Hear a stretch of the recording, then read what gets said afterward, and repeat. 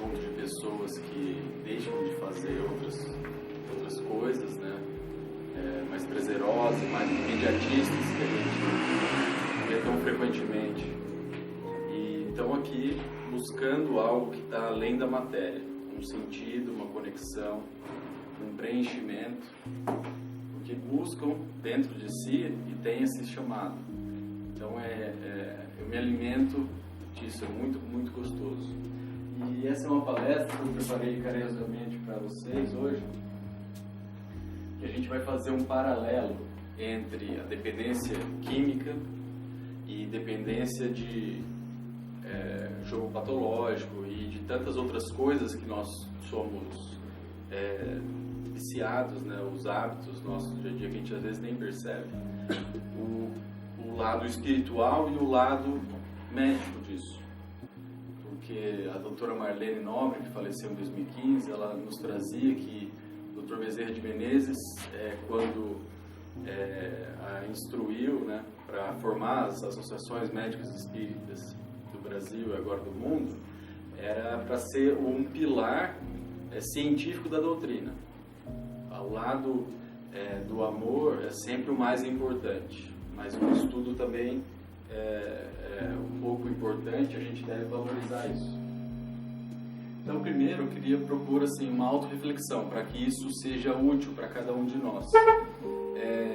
Qualquer ser humano que está aqui, se está na Terra, não é perfeito. Nós temos inúmeras dificuldades e isso inclui dependências. Seja uma dependência de uma maneira de pensar, seja, sei lá, dependência de café, por exemplo, seja uma dependência de um determinado modo de ser. Ou, por exemplo, quando os filhos saem de casa para seguir suas vidas, é muito comum, a mãe principalmente, sentir um certo vazio e sofrimento com isso.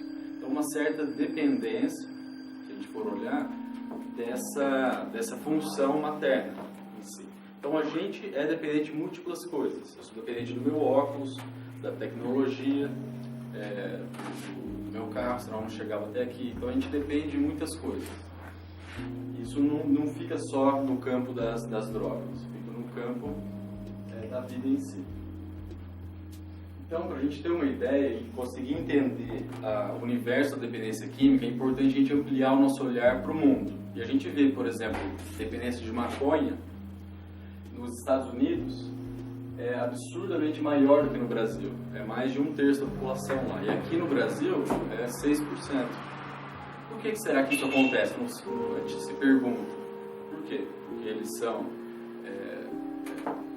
menos evoluídos espiritualmente, porque a sociedade de alguma maneira facilita isso.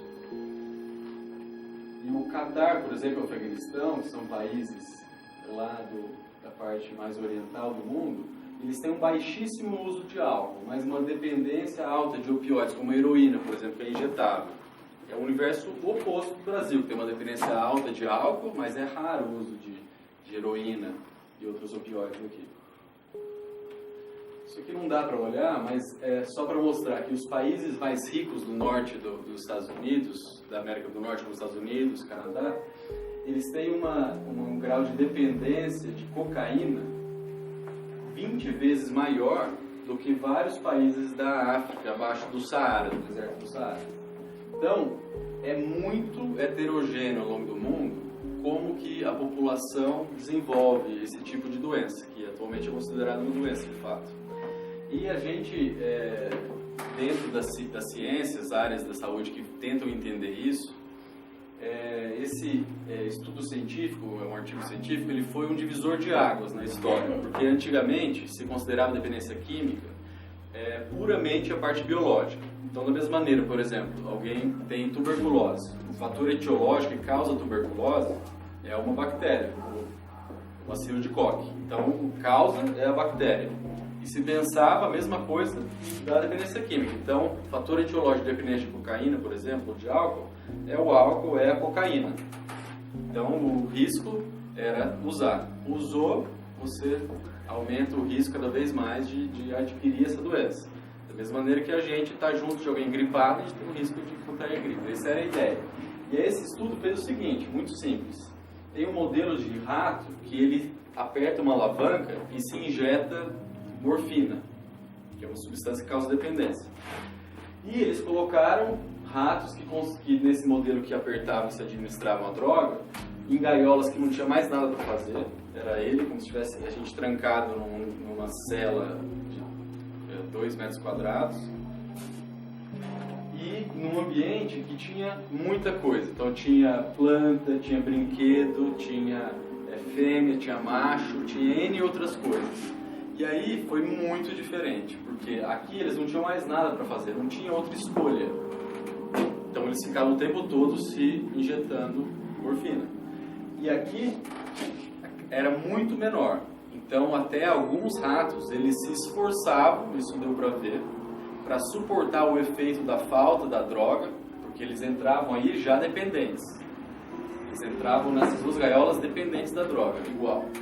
E eles paravam de se automedicar para explorar, ter relação com as fêmeas, interagir socialmente e tudo mais.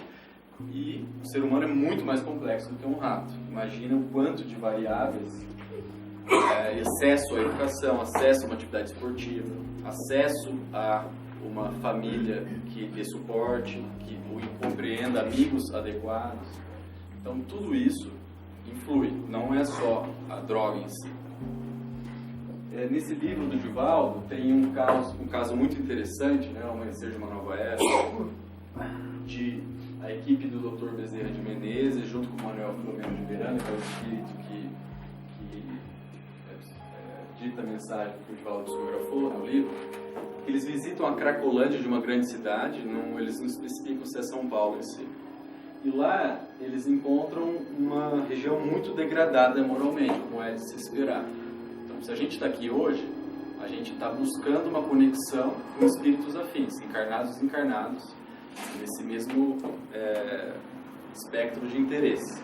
Mas, nesse ambiente, acontece a mesma sintonia, mas com os espíritos daquele grau evolutivo.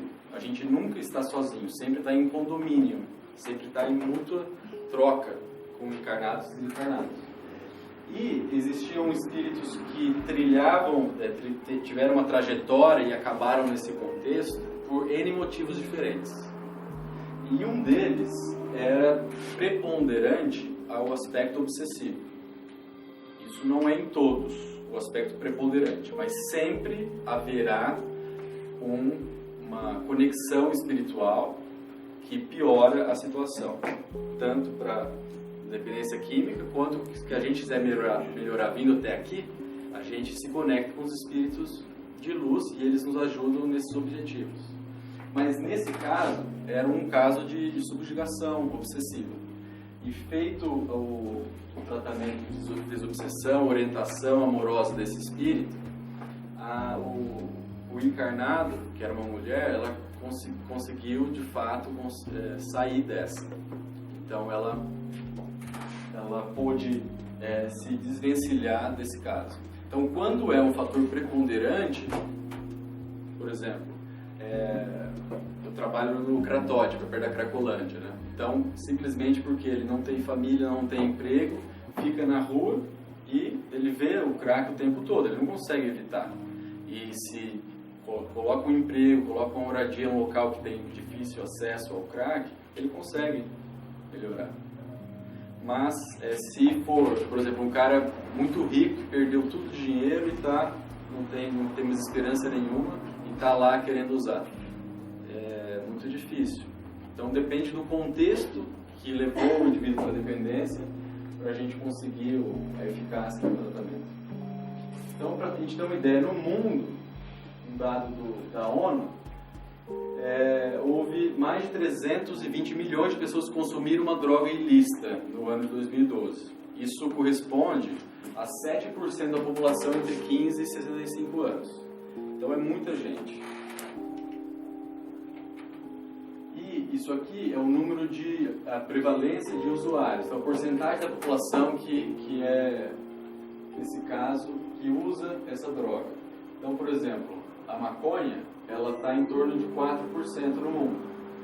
os opioides, que são heroína, morfina, etc., menos de 1%, igual um pouco maior do que a cocaína e que o êxtase. Isso aqui são as drogas consideradas ilícitas, né? Mas se a gente for olhar para as drogas lícitas, existe um tipo de medida, de cálculo, que vê tanto mortes antes do tempo, a pessoa adoece e morre antes da expectativa, como que ela fica tão doente que ela não consegue mais trabalhar. E nesse cálculo, só o tabaco, o cigarro, ele causa 6 vezes mais incapacidade, seja por morte ou por doença, do que todas as outras drogas ilícitas juntas. E é algo que é legal, que a gente pode comprar, que não é crime.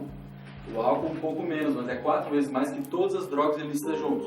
Então é uma escolha da sociedade como um todo, de todos nós, aquilo que a gente considera legal, aquilo que a gente considera ilegal. Mas nem por ser legal significa que faz menos mal. Então é uma convenção que todos nós fazemos. Aqui no Brasil, 10% dos homens é dependente de álcool, é um número muito, muito alto. Então, se a gente tem 100 pessoas conhecidas no bairro, 100 homens conhecidos, é dependente de álcool. 10 são dependentes de álcool. 10 pessoas aqui, que a gente está em mais de 10 pessoas, com certeza alguém tem um problema com álcool. Das mulheres isso é bem menor. Já de tabaco está em torno de 10% da população como um todo. Agora, o que é interessante é, por exemplo, a proporção de abstêmios desse estudo de 2006 a 2012, em 6 anos ficou a mesma porcentagem. Cerca de metade da população brasileira não consome nada de álcool, nenhuma taça de espumante no Réveillon. Metade, isso é muito alto. Para ter uma ideia, na Europa, isso gira em torno de 15% só da população. Mas as pessoas que bebem aqui, elas estão bebendo mais. Binge quer dizer beber em grande quantidade. Em grande quantidade em curto tempo. Então, estão bebendo mais e bebendo pior. Então, 62% dos homens, aqui é o dado que bebe alguma vez durante o ano. E das mulheres, cerca de 40% consome algo de álcool. Nesse cálculo, metade da população não consome. Então, e se a gente for olhar em relação aos estudos médicos, psicológicos, de toda a área de saúde, há muita evidência de que a espiritualidade, que é a dimensão humana que transcende a matéria, que conecta com algo maior, que pode ou não estar atrelado a uma religião em si. Por exemplo, o yoga não é uma religião, mas a pessoa pode se sentir conectada com algo maior do que ela, através disso. Uma meditação que não seja budista, por exemplo. Ela pode se sentir conectada com um poder maior, se sentir conectada com as pessoas, com a natureza em si. Então não precisa ter uma religião para ter espiritualidade, é algo do ser humano, é atávico, a gente nasce com isso, é a nossa centelha divina se espelhando. Então, a espiritualidade, relacionada ou não com uma religião formal, ela é muito protetora para a dependência química. Então, existem N estudos, muitos estudos, mostrando isso.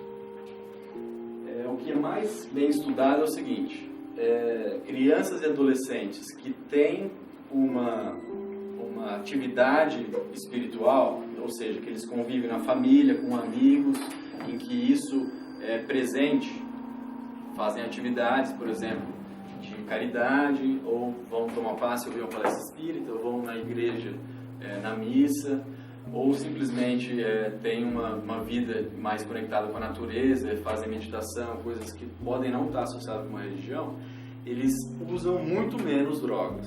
Isso é uma certeza que já se sabe, que é um fator muito protetor. Até que o governo do Brasil fez um projeto chamado Supera, que é de incentivar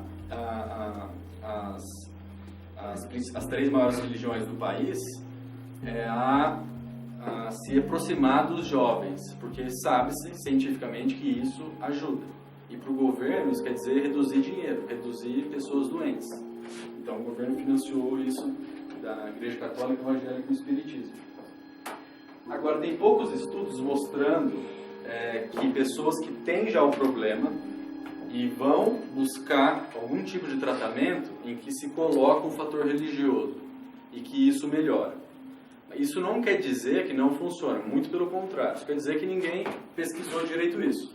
Porque, por exemplo, esse artigo, esse estudo que se tentou fazer isso e foi muito bom, uma faculdade renomada que é de Yale, eles misturaram um tipo de psicologia chamada cognitivo-comportamental com ideais, valores do budismo.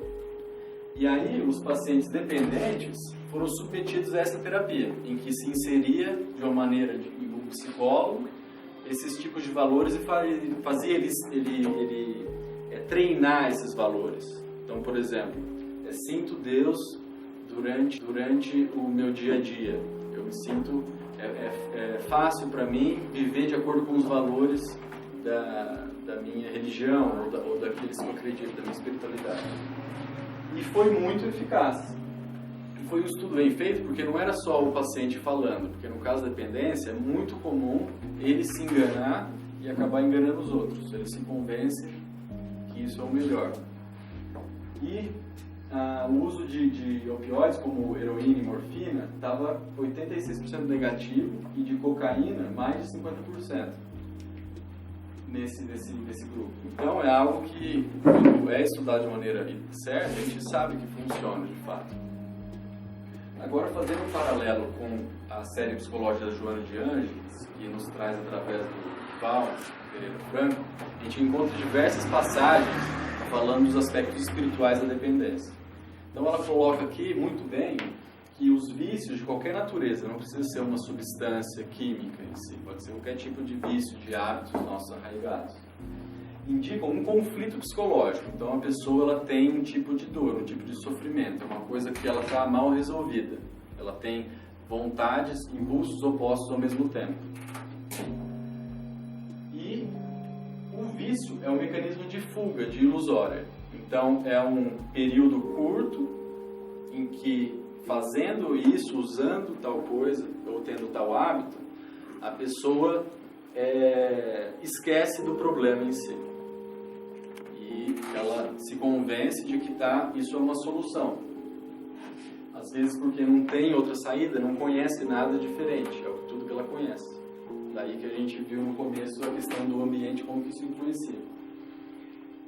E busca o vício para amenizar essa dor de viver, os medos, as inseguranças, o que ela sente como insuportável. Então a ideia de uma dependência é essa. É uma fuga para o sofrimento, para a dor. Todo tipo de dependência. Aqui nas leis morais da vida, ela coloca que essas tendências para um tipo de impulso de vício, o que seria mais claro e inquestionável, no caso de uma família em que não se faz abuso de álcool, ninguém fuma, convive em ambientes que isso não acontece, a criança desde o começo, e tem alguns pacientes desde os 8 anos, já tem um tipo de comportamento que busca isso. Então, pega o fundo do copo da cerveja, pega a bituca de cigarro. Então, ela tem essa tendência, esse impulso, que ela não viu no ambiente. Então, nesse caso, é claro que isso é um condicionamento passado, fixado no perispírito desse espírito. Então, ele já vivenciou, fez escolhas infelizes relacionadas ao vício, e ele traz de uma existência para outra esse tipo de tendência. Então, ela fala que essas escolhas que se fixaram no perispírito associado aos vícios foram estimulados pela insensatez do indivíduo em si, mas também associado à permissividade excessiva da sociedade. Então, todos nós temos um papel, somos corresponsáveis ao mesmo tempo com a dependência química, porque a gente influencia nesse tipo. Em Após a Tempestade, a Joana coloca que os entorpecentes são todas as drogas que têm uma ação no sistema nervoso central. Elas se fixam nas estruturas sutis do perispírito e acabam desorganizando, desagregando a personalidade. Isso libera memórias de outras experiências terrenas que foram, pela misericórdia divina, apagadas temporariamente, justamente porque a gente não dá conta de lidar com elas.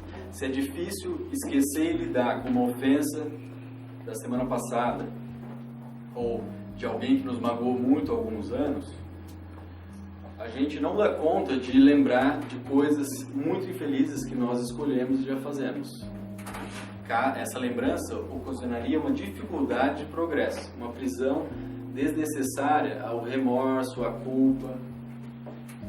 E as drogas, elas liberam isso. E há uma desorganização dos comandos da consciência, dos centros do equilíbrio da saúde do indivíduo, da vontade e da saúde como um todo. Então a pessoa vai se desconstruindo na medida em que evolui no uso de drogas. Já em Sendas Luminosas, ela coloca que a obsessão espiritual, né, ela está associada de maneira disfarçada, mas alarmante, em todos os tormentos sexuais, são atividades, escolhas da questão sexual que não está ligada com compartilhamento, crescimento, algo saudável com outra pessoa. Está relacionado só em busca do prazer material imediato e satisfação pessoal, biológico primitivo.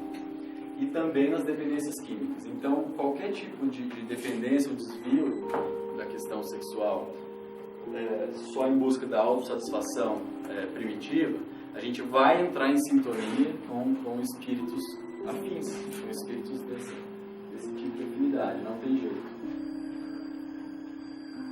Agora, o que a gente fez também lá na Associação Médica Espírita de São Paulo foi, dentro da reunião que a gente tem associado com a Casa Espírita Carvalho Schutter, a gente fez uma pesquisa com os mentores da casa, junto com um médium bem antigo da casa e confiável, que tem uma mediunidade de incorporação, de psicofonia muito, muito bem treinada, em que há 2 mentores principais dos trabalhos, que a gente discute os casos dos pacientes que vão fazer tratamento lá às quintas-feiras. E a gente fez algumas perguntas para ver a compreensão espírita que ela traz para agregar em relação ao entendimento das doenças e dos tratamentos. Então, um deles, que é o Dr. Albert, que foi um médico alemão, ele nos coloca que há muitas razões que impulsionam o ser a dependência. Mas só quando várias dessas razões elas se somam na mesma pessoa que a doença se instala. Então, para que o indivíduo use uma substância que, apesar de dar um prazer imediato, ela gera dor, gera sofrimento, gera perdas, gera afastamento, gera danos, prejuízos, mal-estar para a saúde, para o convívio social. E continuar usando, é necessário uma série de fatores juntos, senão a pessoa não fica desse jeito. Por isso que por exemplo, pegar 100 pessoas que já experimentaram maconha, não é todas que vão desenvolver dependência, mas algumas vão. É impossível saber antes, mas quanto mais se usa, maior o risco. Mas ela vai ter um funcionamento psicológico e está inserida numa estrutura social que pode predispor a isso. Uma delas é a força de reação às vicissitudes, aos problemas, aos sofrimentos. Porque a gente pode pensar o seguinte: um paciente que está em depressão, por exemplo. Então, na depressão, a pessoa ela não está satisfeita, ela está sofrendo pelas circunstâncias em que ela se encontra. Então, ela está passando por dificuldades. Com isso, ela tende a se fechar, a se ensimesmar, a se fechar para o mundo.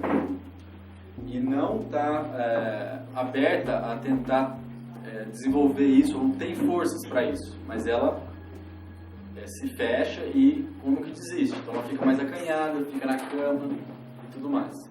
No caso da dependência, ocorre o oposto disso. Então a pessoa ela sente, ela sofre, ela tem angústias, ela não se sente bem, mas em vez dela se fechar e meio que desistir, como acontece na depressão, ela faz o oposto. Ela fala assim: eu não aceito isso, vou fazer algo para passar. E ela tem uma energia, não deixa de ser uma força, uma energia, para buscar algo que faça aquilo passar. Essa é uma característica. Caso contrário, ela iria ficar mais passiva, como no caso da depressão. Outro aspecto é a adesão e a disciplina, porque para ter acesso e fazer o uso é necessário que o indivíduo, por exemplo, no caso do crack, ele atravessa a favela, briga com a família, às vezes é agressivo, às vezes é violento, discute com o traficante, se endivida e corre risco de vida, tudo isso para conseguir acesso à droga. Então ele tem não deixa de ser uma força, nesse caso voltado para o mal, para a autodestruição, mas é uma força, uma capacidade de aderir e de repetir e de seguir, ele tem essa energia. E como a gente vai ver no final, é uma potência, nesse caso usada para destruir a si mesmo, mas pode ser usada para outras coisas no futuro. Outra é a questão orgânica. Então existe uma parte do cérebro, que é o circuito de recompensa, que possibilita que a gente tenha desejos e realize isso. Então, se a gente está com fome, ele aumenta uma substância chamada dopamina, que faz com que a gente tenha energia para ir atrás disso. E quando a gente come algo gostoso, que mata a fome, libera mais ainda e a gente tem uma gratificação, a gente se sente bem, saciado. Isso acontece para o sexo, mas pode acontecer, por exemplo, para conseguir um emprego, passar de ano, entrar no vestibular, qualquer coisa. Tudo que é motivação, que a gente planeja e alcança, funciona através dessa parte cerebral. Na droga, ela sequestra isso. Então ela libera uma quantidade tão grande de dopamina, de substância, que qualquer outro objetivo da pessoa fica cinza. Então mesmo questão de sexo, alimentação, autocuidado, higiene, tomar banho, interação social, aprendizado, educação, tudo isso fica apagado, não faz mais sentido. E isso é por causa dessa lesão no cérebro. Isso vai se agravando com o uso. Tá? E quanto mais a pessoa conseguir parar com o tempo, isso vai voltando, pode voltar 100% ao normal. Às vezes a gente usa medicações específicas para que isso se normalize e não fique tão cinza assim para os aspectos saudáveis da vida, mas é uma questão que gera dependência. E o último é a questão da ritualização do uso. Então é muito comum alguns pacientes dizerem que o que eles mais sentem falta, agora que eles estão abstinentes, é do ritual antes de usar a droga. Então eles falam, sinto falta de bolar o baseado, de manusear o cachimbo do crack, das conversas do boteco, porque é muito primitivo isso, mas quando a gente está fazendo um ritual em si, ele serve como um mecanismo de transcendência, em que você está tão imerso na experiência, naquele instante, que você esquece dos seus problemas, e isso é prazeroso. Então isso acontece. Por exemplo, a minha mãe, quando ela teve um problema sério com meu pai, que eles se separaram e tudo mais, ela sofreu muito. Ela ficava no computador jogando paciência, um joguinho de carta no computador. Ficava horas lá. E aquilo, ela falava que era muito terapêutico para ela, porque ela esquecia dos problemas. Então é um ritual de transcendência, temporária, mas porque ela se absorvia, ele se concentrava e esquecia. Isso pode ser fazer um bolo, mexer no carro, qualquer tipo de coisa. Nesse caso, a dependência também. Então, quando todos esses fatores estão juntos no indivíduo, além da questão de não ter acesso à educação, não ter acesso ao esporte, um ambiente propício em que o legal, o bacana é o que usa, o que tem poder é aquele que está no tráfico, todos esses fatores se somam. Então é uma conjunção, um universo de fatores que leva o indivíduo a adquirir essa doença, a desenvolver essa doença. Não é só uma coisa isolada. Um outro mentor dos trabalhos lá, o Pequeno Amigo, que foi um espírito de um chinês. Então, a incorporação é nítida. Você sabe, pelo jeito que respira e pelos passos, quem é quem. O Dr. Albert era um alemão e o Pequeno Amigo é um chinês, assim, bem curvadinho, muito, muito humilde, que ele pediu para ser denominado como Pequeno Amigo. E ele coloca aspectos muito, muito interessantes, né? Primeiro ele fala que as experiências anteriores associadas à dependência foram exercícios constantes de negação da própria espiritualidade. Nesse caso, espiritualidade, ele quer dizer uma busca por sentido, por conexão com algo que não é material, que não está aqui, não é um benefício que eu vou ter, um dinheiro que eu vou ganhar, uma vantagem que eu vou ter ali. É uma questão que transcende o dia a dia, o mundo terreno, e que me ajuda a lidar com as frustrações das dificuldades materiais do dia a dia. Falta de dinheiro, problema na escola, problema na família, brigas conjugais, etc, etc, etc. Então a espiritualidade é uma maneira de que a gente consegue se desconectar e buscar um sentido em algo maior que nos permita lidar com isso, para ficar menos penoso, menos insuportável. No caso da dependência, o indivíduo ele se nega a buscar isso, ou pelo menos ele nem sabe às vezes da possibilidade disso, e busca sempre a satisfação e esquecer dos problemas através da matéria, do prazer corporal, de algo muito denso. E isso nas experiências sucessivas vai tornando um padrão, algo fixado no perispírito. Então ele fala também de vários fatores que se somam para que haja dependência. Então ele coloca o primeiro como a busca do prazer imediato, que a gente quer tudo agora. Então a gente quer responder uma mensagem no WhatsApp, quer que responde agora, quer comer fast food, tá cansado, vou assistir uma comédia, eu quero ser gratificado, agradado agora, não aguento esperar. Então a sociedade como um todo, ela está com esses valores atualmente, tudo muito rápido, não dá para esperar, não tem paciência. Então tem um teste que é muito interessante, simples e fácil de fazer com crianças de 5 a 8 anos. E é muito fácil de entender. Então, simplesmente, tem um adulto numa sala com marshmallow. Seja um doce qualquer, porque a criança sabe que é gostoso, já experimentou. E aí, entra a criança. Aí esse adulto fala assim, ó, tem um marshmallow para você. E a criança já fica assim, babando, salivando. Ela fala assim, mas eu tenho uma opção, uma escolha. Eu vou sair e ficar um pouco lá fora. Se quando eu voltar você não tiver comido marshmallow, eu vou te dar outro. Você vai ficar com 2 marshmallows. E aí ela sai. Aí se filma essas crianças. Algumas ficam babando, assim, olhando. Assim, outra fica lambendo o marshmallow. Eles ficam se segurando para comer o negócio, porque eles sabem que é bom. As crianças que aguentam esperar para ganhar 2, isso prediz que elas vão ser bem-sucedidas no trabalho, na profissão, vão ter famílias estáveis, vão ser adultos sem problemas de criminalidade. Isso prediz com muita certeza como que essa pessoa vai ser quando estiver adulta. Já aquelas que não aguentam o tranco, há chances maiores dela ter problemas acadêmicos na escola, na faculdade, no trabalho, com famílias e tudo mais. O que é isso? É a capacidade do indivíduo se conter e escolher com inteligência. E isso é algo que a gente já nasce com uma certa capacidade ou potencial de aguentar mais ou aguentar menos. Isso não tenha dúvidas, é porque a gente se esforçou para aguentar mais lá atrás ou porque a gente não se esforçou para aguentar mais. E dane-se, eu quero agora. E durante a vida, se ela tiver um ambiente familiar ou de amigos que isso é valorizado, então ir bem na escola é algo bacana, ou se ela tiver numa classe em que quem estuda mais para tirar nota é o CDF, ninguém gosta dele, ele sofre bullying, é zoado, tudo isso vai moldando essas questões. Mas isso é algo realmente muito importante que a ciência já sabe.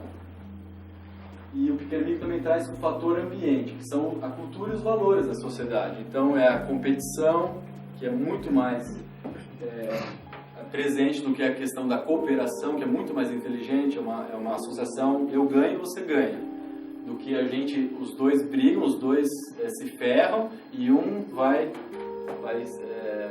ganhar a recompensa, ferido da luta, e o outro vai se ferrar grande. A questão do mundo dos espertos, a questão do paradigma do poder, que quem manda quem tem. Como é que é o ditado? Manda quem tem. Quem pode, obedece quem tem juízo. Então a gente vive isso aqui. Isso aqui é um fator que predispõe a gente a buscar a fuga nesse tipo de estratégia. E o terceiro fator e último que ele coloca é que a questão dentro do lar, em que é muito comum os lares estarem voltados para si mesmos. Então, vamos cuidar da gente, vamos investir na gente e não estamos nem aí para o outro. Em que nem se cogita, muito menos se há esforço para tentar olhar para o sofrimento do outro, entender e ajudar o outro. É tudo para cá, para cá, para cá. A questão do egoísmo, mas numa dinâmica maior da família. E que não é exercitada a visão em direção ao semelhante. Quando isso acontece, por exemplo, a criança é colocada pelos pais em atividades de sopa, de distribuição de alimentos, qualquer atividade de caridade assistencial, de ajuda, a criança vai vendo o quanto que isso é importante e agradável e enriquecedor, o quanto que a gente sai feliz quando a gente faz algo assim, que não é pra gente, é pro outro e o outro se beneficia. E aí ela se desperta para essa necessidade.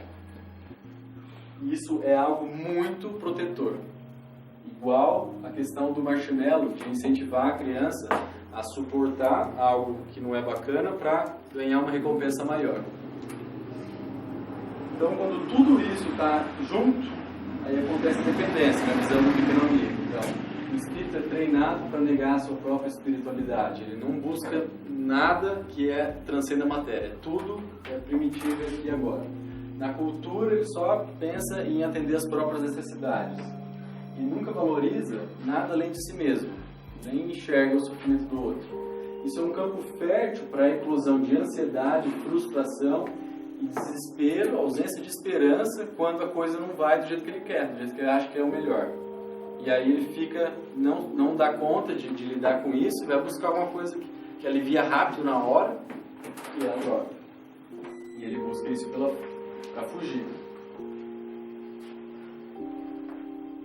Então, ele coloca também que é bem interessante que os casos mais graves de dependência são espíritos que por uma trajetória muito longa, experiência após experiência encarnatória, eles sempre lidaram com a vida buscando algo que seja rápido para satisfazer e lidar com essas angústias.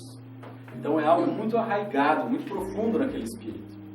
E que estratégias de tratamento mais eficazes precisam conter um elemento semelhante para que o indivíduo consiga, pelo menos, dar os primeiros passos.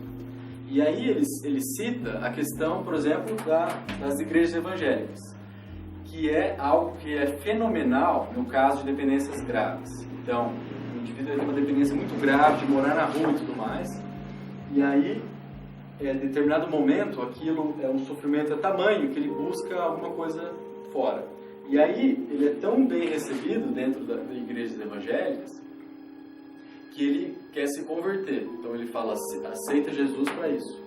Porque a mensagem é que se eu aceitar Jesus e me converter, todos os meus pecados, tudo que eu fiz, zerou, resetou.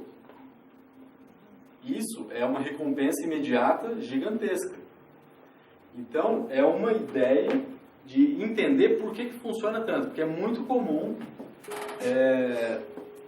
pacientes conseguirem uma saída através de religiões mais pentecostais, que tem esse tipo de interpretação. Mas ele fala, né, mas no fundo o indivíduo, ele sabe que não existe mágica, em que em algum momento ele deve trabalhar tudo isso. E dentro dos 12 passos dos Alcoólicos Anônimos, que tem os Narcóticos Anônimos, os mesmos 12 passos, um desses passos é você procurar as pessoas que sofreram com a sua doença e pedir perdão, buscar sanar de alguma maneira, ou demonstrar que você olha para elas e que você está arrependido e que você quer fazer algo a respeito. Então, dentro da consciência está a verdade. E isso, às vezes, pode levar o indivíduo a recair ou a ele, se tiver maduro o suficiente, a de fato buscar uma redenção através de mudanças das suas atitudes. Mas tanto o Pequeno Minho como o Dr. Albert colocam que o maior fator protetor é o lar. Então o lar, ele é onde se constrói as tendências para resistir, para suportar, ou para cair e ter dificuldades nessa área. Então, onde a gente pode atuar mais é dentro do lar, através de buscar olhar para fora de si mesmo, colocar os valores da caridade, buscar reter os interesses imediatistas para ter recompensas melhores lá na frente. E é aqui que a gente aprende. E, para finalizar, um exemplo assim, que nos dá esperança, que nos ajuda a entender a potencialidade desse espírito frente à eternidade da vida. Que o dependente de qualquer natureza, seja de droga, jogo patológico, um hábito ruim qualquer, ele é antes de tudo um dependente psíquico, ele é dependente daquela maneira de pensar, daquela maneira de ver. E no caso de Saulo, antes dele se converter e se tornar Paulo de Tarso, ele era um senhor da lei. O que quer dizer isso? Ele estava no alto da hierarquia daquela sociedade. Então era como se ele fosse um juiz do Supremo Tribunal Federal, algo desse nível. Assim. Então ele era alguém muito respeitado. E era obstinado à perseguição e imposição do seu poder, da sua maneira de ver, sobre os cristãos, sobre tudo. Então ele era dependente dessa maneira de enxergar, extremamente autoritário, poderoso, egocentrado. E quem além do Cristo poderia ver a capacidade dele, daquilo que ele poderia se tornar depois, além do Cristo?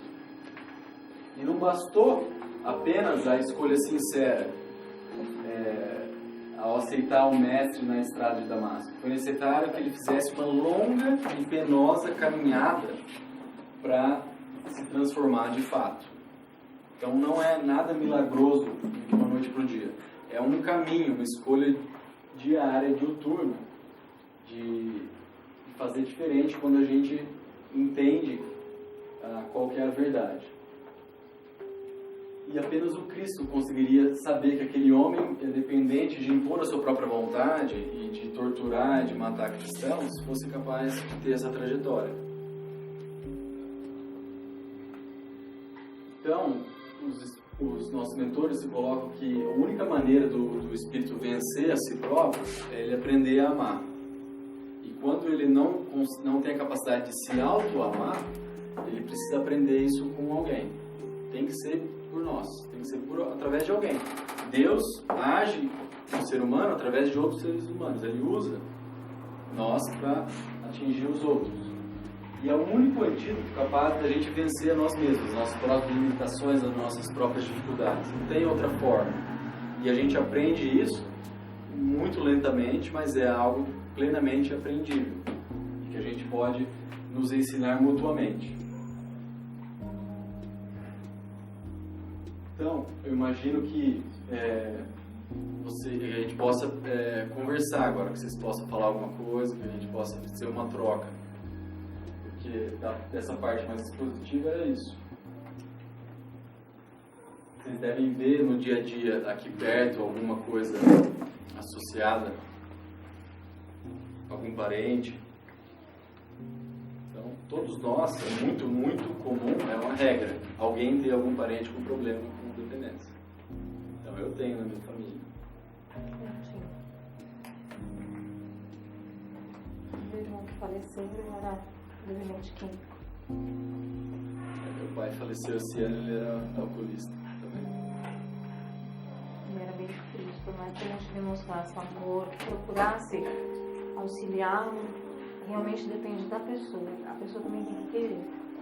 Com certeza.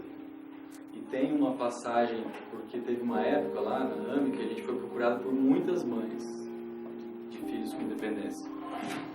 E assim, algo que os espíritos falavam, é algo assim que moralmente falando, eu me sinto até incomodado de falar, porque a ideia de uma prova desse tipo, de uma mãe ou um pai com um filho com dependência, é um treinamento rumo ao amor incondicional.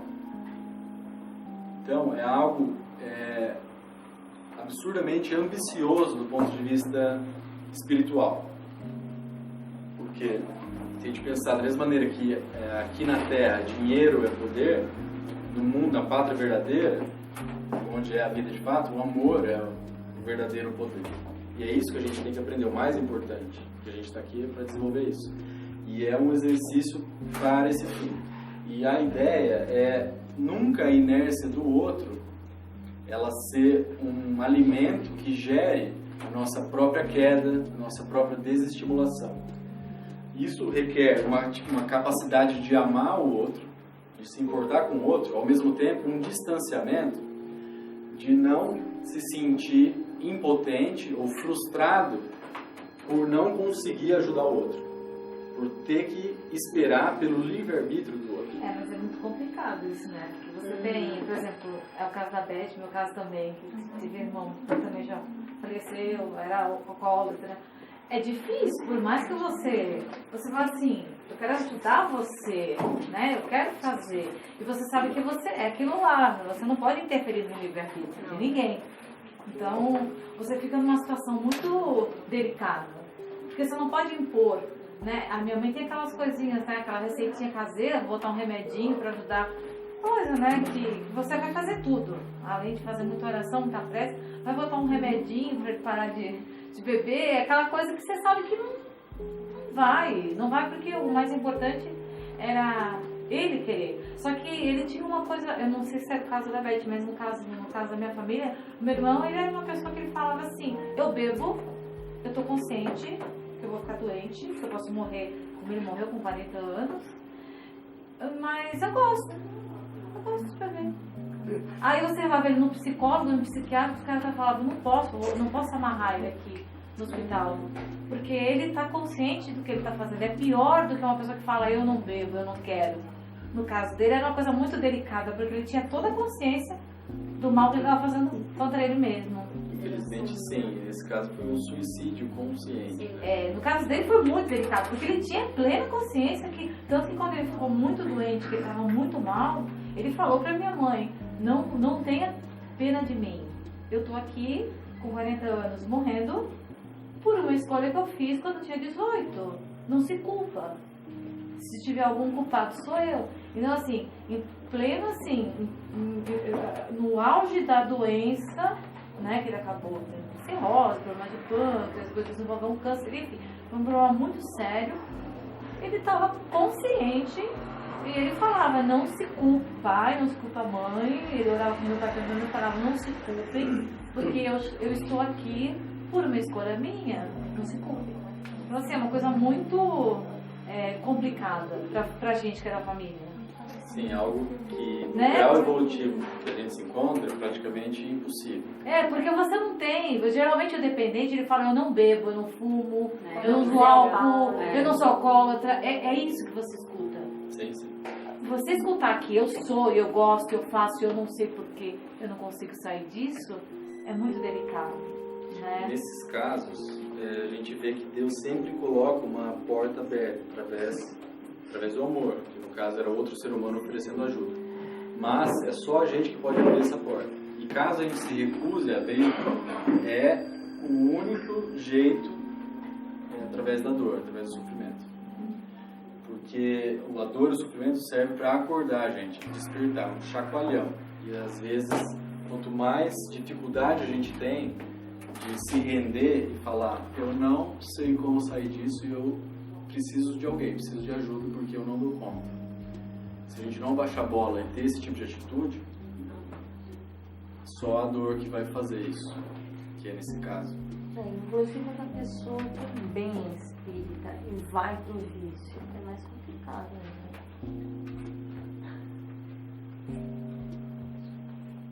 né? Mas ele não aceitava ajuda? E meu irmão era espírita como a gente, depois abandonou tudo, né? Foi realmente Nunca aceitou ajuda? Em nenhum momento. Já no final, quando já não tinha mais o que fazer, ele queria mais uma chance. Ele pedia para Deus, pedia, no caso, para o mentor da casa, que era o Dr. Antônio, e o Dr. Ailton, que eu pedisse, intercedesse por ele, que ele queria mais uma chance, mas já não tinha mais. Como, né? Ele já estava bem... O estágio dele estava... Era realmente... A única forma era ser recolhido. E com certeza vai ser através do arrependimento dessa chance não aproveitada que ele vai ser, esse espírito vai ser realmente remoldado a fazer diferente. Porque, infelizmente, a obstinação, a teimosia em se manter um orgulho, como se achar dono da verdade, requer um grau de sofrimento muito grande para quebrar essa casca.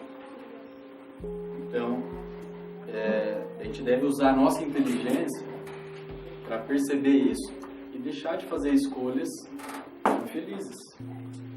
Então, perceber quando a gente está indo num caminho que não está dando certo, que é preciso reconhecer as nossas limitações e buscar alternativas. E que não há nada de ruim nisso, não é um pecado. É algo, de fato, muito meritório, que mostra a humildade. E, com certeza, somos seres limitados. Não tem como. Então, Jung, que era lá da época do Freud, mas ele tem um conceito de transcendência muito interessante.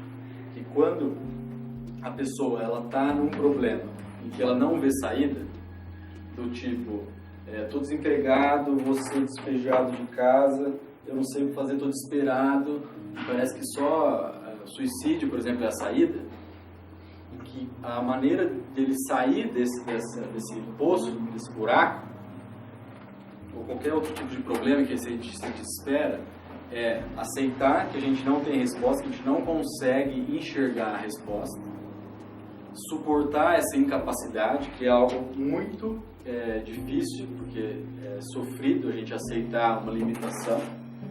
E da mesma maneira que Jesus, ele usa o exemplo da cruz, né? Na cruz, a gente suportar humildemente com a cabeça baixa as questões opostas, que eu quero resolver o problema e eu não consigo. Por exemplo, eu gosto da minha esposa e da minha família, mas ao mesmo tempo eu quero me separar porque está insuportável isso. Essa ambivalência entre dois desejos opostos. A gente suporta isso, a nossa incapacidade, e aí é como se um novo nível de consciência ou algo interno, talvez divino, da nossa inteira divina, venha e faz com que a gente enxergue a questão de um outro ponto de vista mais elevado. E a gente muda a pergunta. A gente muda o olhar, muda a maneira de a gente enxergar, a gente começa a ver isso de uma maneira mais alta. Então você está em cima de uma montanha e você não vê saída. Você sobe de um ponto de vista mais alto e você consegue ver um lugar que você pode cruzar. Então daquele ponto de vista que você estava, era impossível ver. Você podia ficar lá, esmurrar o chão, se descabelar, gritar, que você não ia ver. Você precisa chegar num ponto mais alto para ver uma alternativa. E isso acontece quando a gente tem esse tipo de humildade. É o portal de acesso a essa transcendência. A psicologia usa muito a coisa do faço terapia, né? A minha psicóloga usa muito esse exemplo assim, sai fora, né? Veja a sua... Ela sempre fala isso, eu acho isso muito interessante. Eu acho que isso é bacana pra gente compartilhar com outras pessoas. Você sai da cena e você assiste, olha para a sua vida como se você fosse um espectador, não uma pessoa que está vivendo. Como se você estivesse assistindo uma novela, um filme. E aí você começa a ver, e é incrível isso, porque isso ajuda muito. Você sai daquele olho do furacão, né? Como você falou, o exemplo da montanha, e você começa a ver as coisas de uma forma totalmente diferente. Existe até uma técnica de terapia que chama psicodrama. Foi desenvolvido por um argentino chamado Moreno, o nome dele, que ele fazia teatro com a esposa e com os amigos. E aí um casal amigo deles, brigavam muito, tinha muitas discussões, tinha um relacionamento ruim. E aí na peça, eles estavam ensaiando uma peça, uma hora estava faltando ator, e aí essa moça do casal interpretou o homem, o cara, que tinha um comportamento semelhante ao do marido dela, dentro de um relacionamento real. E depois acabou o ensaio da peça, e aí ele observou que depois disso melhorou o relacionamento dos dois. Então, ao ela interpretar o jeito do marido, o papel do marido, brincar isso, interpretar como ator e agir do jeito dele e tudo mais, quando sai para a vida real, ela incomodou menos ela as coisas, e ela conseguia lidar de uma maneira diferente. E daí que apareceu essa técnica, em que você tem problema, por exemplo, com seu irmão, e aí você faz esse tipo de jogo, de brincadeira, em que você interpreta o seu irmão, e no caso o terapeuta interpreta você, do jeito que você reagiria. Essa vivência que a gente faz no papel do outro amplia também a consciência para a gente enxergar de uma maneira diferente. E funciona muito bem para alguns casos, principalmente relacionamentos difíceis. É o velho se põe no lugar do outro, né? É aquela velha teoria, se põe você no lugar do outro. Porque se a gente ficar com pontos de vista limitados, vai ficar igual os palestinos e Israel. Sim. Um tem certeza absoluta de que está certo, o outro errado, e vice-versa.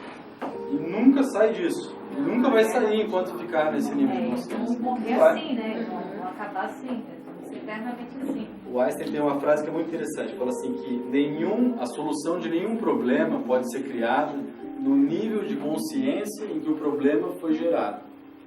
Então, se a gente estiver no mesmo patamar de ponto de vista da situação, por exemplo, imerso numa relação difícil, se a gente não tentar olhar de uma maneira diferente, a gente não vai sair daí, não vai sair do lugar. Vai ficar sempre repetindo as mesmas coisas eternamente.